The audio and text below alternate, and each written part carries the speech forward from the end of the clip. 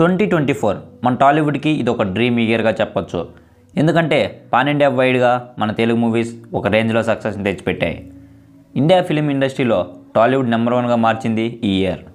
ఈ ఇయర్లో రిలీజ్ అయ్యి ఇండియాని షేక్ చేసిన 5 తెలుగు మూవీస్ ఏవో ఈ వీడియోలో చూద్దాం. First movie Hanuman. జస్ట్ 20 కోట్ల బడ్జెట్తో వచ్చిన ఈ మూవీ మొత్తం ఇండియానే షేక్ చేసింది. తెలుగు కంటే హిందీలోనే ఎక్కువ కలెక్ట్ చేసిందంటే మీరే ఊహించండి. కంటెంట్ ఉన్న మూవీ పడితే దీనికి పోటీగా ఎంత పెద్ద హీరో సినిమా రిలీజ్ అయినా కూడా ఆపలేదని నిరూపించింది ఈ మూవీ. ఈ మూవీ మొత్తం వరల్డ్ వైడ్ 290 కోట్లు కలెక్ట్ చేసి బ్లాక్ బస్టర్ హిట్ అయింది. సెకండ్ మూవీ సరిపోదా శనివారం.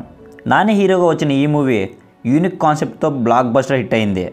మొత్తం వరల్డ్ వైడ్ 100 కోట్లు కలెక్ట్ చేసి నాని ఖాతాలో మరో బ్లాక్ బస్టర్ను వేసింది. థర్డ్ మూవీ కల్కి. కల్కి సిరీస్లో వచ్చిన ఫస్ట్ మూవీ కల్కి పార్ట్ 1. ప్రభాస్ కటౌట్ సరైన కంటెంట్ ఉన్న మూవీ పడితే ఎలా ఉంటుందో బాక్సాఫీస్ బద్దలయ్యేలా చూపించిన మూవీ కల్కి 2898 AD.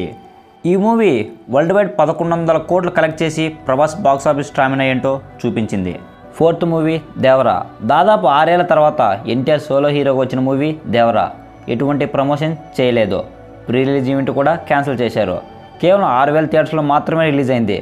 కానీ మిక్స్డ్ టాక్తో కూడా వరల్డ్ వైడ్ 500 కోట్లు కలెక్ట్ చేసి ఎన్టీఆర్కి వరుసగా 7వ హిట్ని అందించింది.